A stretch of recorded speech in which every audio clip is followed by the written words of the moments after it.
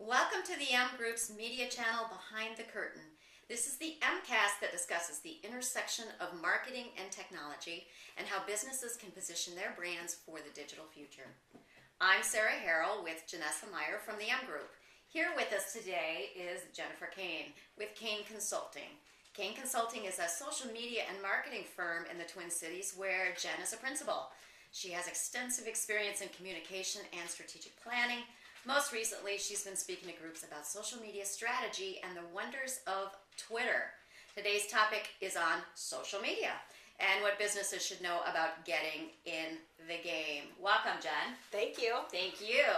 You know, a couple things that we have observed at the M Group is there is a fundamental shift in the way that we are communicating. The way that consumers are communicating with us. It's no longer a one-way conversation or a monologue, if you will.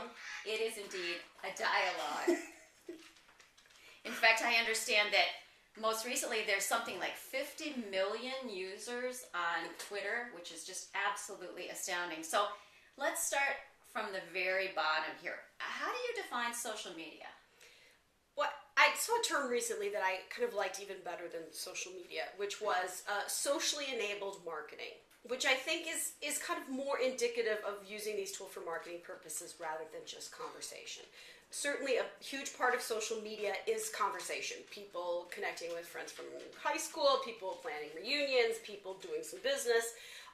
But really from a business perspective, I like to look at these tools from a marketing perspective. And really what these tools are allowing us to do is to create a dialogue with customers and clients and to receive feedback from those people and use that feedback in order to deliver the service or the product that they are looking for. And it's really kind of a fundamental shift in the nature of marketing, which for a long time has kind of been this very formulaic push style of marketing. You have information, you send the information out through a particular channel, and the whole theme of marketing is to interrupt a person doing what they're doing and say, I want you to buy my junk. So I want you to stop what you're reading, buy my stuff. I want you to stop what you're watching on TV, buy my stuff. I want you to stop looking at this website, buy my stuff. And I think people have gotten kind of tired of people talking at them. And when they were given access to channels where people were talking to them and with them, they're really excited to take advantage of those channels. So are we going to see, the exact suite of applications that are popular right now be popular for the end of times? Probably not. But I think what you're seeing is that people do like the opportunity to talk to people and to be heard. And that shift in communication, I don't see changing anytime soon. So, there are rules of engagement. There are do's and don'ts. And for those that have not been active in the social scene, what are some of the rules of engagement? I think one of the biggest rules that I kind of hear time and time again, and I talk to people when I'm consulting with them or doing classes, is not to enter the space talking, but to enter the space listening. And to use the analogy that many people use of social media kind of as a cocktail party, and that you wouldn't walk into a cocktail party and stand in the doorway and say, I'm here, and I'm awesome, and here's what I have to sell you. That when you walk into any sort of networking kind of environment, that you kind of case the room, that you get a sense of who is there. You kind of have a sense of what are the messages you want to say to different people. Maybe this person you want to talk to about a project you worked on last year. Maybe this person is a friend of a friend and you want to make connections with them. And so you need to case the joint a little bit. And when you walk in and listen, you get a good sense of the rules of behavior in this particular space, how people are engaging with each other. Is it short and fast? Are they having heady conversations? Are they funny people? And that kind of dictates a lot of the rules for you going into the space yourself. So I think, when people spend too much time on the front end prepping their strategy and saying, this is what we're going to do and this is what we're going to say, and then let's promote it, and then let's put this URL on our website and tell all our customers that we're going to be on Twitter, what they've neglected to do is listen and say, does anybody want us to be on Twitter? Does anybody want to talk to us on Twitter? And unless you can answer those kind of fundamental questions at the front end, you're not going to be very successful on the back end. Well, let's talk a little bit about how it can affect business. Can you answer perhaps how can business use social media to their benefit as part of their marketing effort? Well, I think that if you're looking at social media as kind of a part of your suite of tools. So nobody's saying that social media is, the best thing since sliced bread. It's just a new type of bread, right? So when you're going to offer up a menu of services for your company, this is a menu that you should look at. So in the past, we've got to a point where we must have voicemail. Well, you must have some sort of social media engagement channel. And you can determine what that channel is. At the very least, you should be squatting on your social media properties so that your company owns those names. Because if you don't, somebody else will take them. So I like to tell a lot of companies that when you're spending a lot of time saying, should we do this? That's not really the question, because you're already doing it. There are already people online talking about you. You're just not there to hear it. So really your strategy has to be, what are they saying? And what are we going to say back to them? And when you answer those questions, it kind of gives you a strategy for moving into the space and knowing what to say to people and determining how you're going to use that tool for engagement. You may use it for a customer service tool.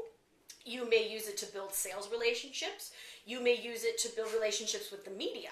There are lots of different segments of people that are using social media in lots of different ways, and there is no right way to use it. You don't have to use it like Zappos as a customer service tool.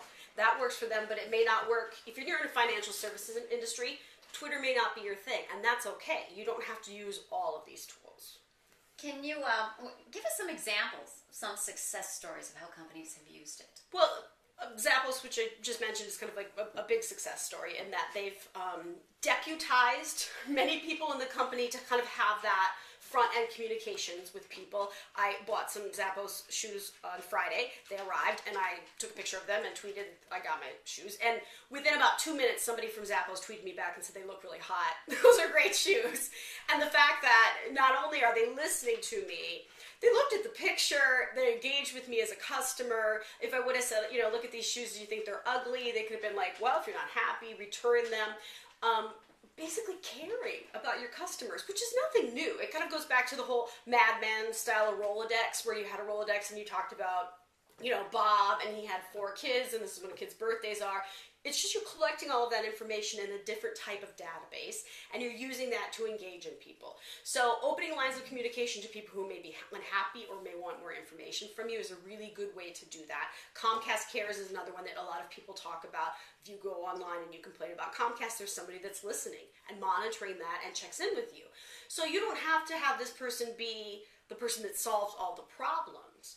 But I highly recommend that companies start thinking about having a CLO, a Chief Listening Officer, somebody that is kind of frontline listener for the organization and can say, this is a fire that needs to be put out, this needs to go to PR, this needs to go to the CEO, this needs to go to customer service. And if it's a huge fire, they can, step in and kind of tamp it down and hold down the fort until the weekend is over and the staff can kind of address it.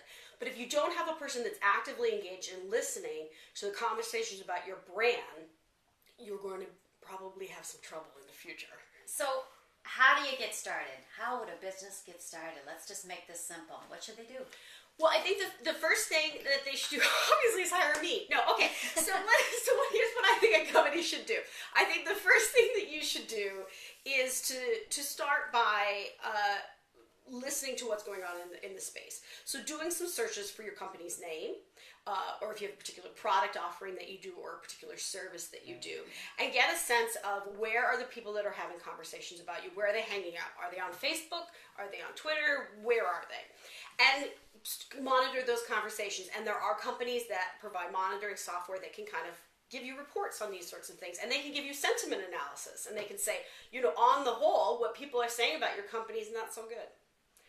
That gives you a really good sense of a benchmark for your company to say, okay, there were 100 people that mentioned us in blogs last month, and 78% of them were negative. Well, that's the foundation for your strategy right there. You probably want to concentrate on conversations happening in that space, and your content strategy needs to be how to address those concerns and kind of turn that for you.